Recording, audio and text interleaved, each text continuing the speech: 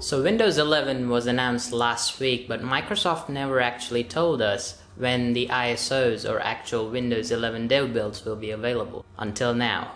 You can actually download and install Windows 11 and you can see it's running on the PC right here. Bam. Look at that. That and more. Let's go. So first up, what are the system requirements? Well, for this dev build, there are no system requirements. If your system can run Windows 10, you should be able to run Windows 11. In fact, my 7th gen Intel CPU on my laptop is technically not compatible, but I'm running Windows 11 just fine with all the animations and everything working absolutely fine. So how to get it? It's simple. All you need is a PC running Windows 10.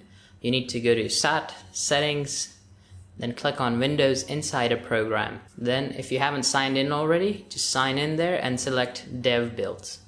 Once you do that, just restart your PC and go back to settings and check for updates. And you should see build 22000 Windows 11. Just click on download, install, and restart your PC. It should take about 10 to 15 minutes to install depending on how fast your disk is. And bam, here you are. You can see I'm just previewing the new File Explorer, the new taskbar, the start menu. It all works perfectly fine. I'm using Steam, Discord, even DaVinci Resolve Studio is working great. And if you're someone who wants to download the ISO directly and do a clean install on your system, I'll leave a link in the description where you can get the Windows 11 ISO. As of this moment, it's not there, but it should show up within 24 to 48 hours. So depending on that, you might have to wait. But if you want Windows 11 right now, just follow the instructions as mentioned earlier.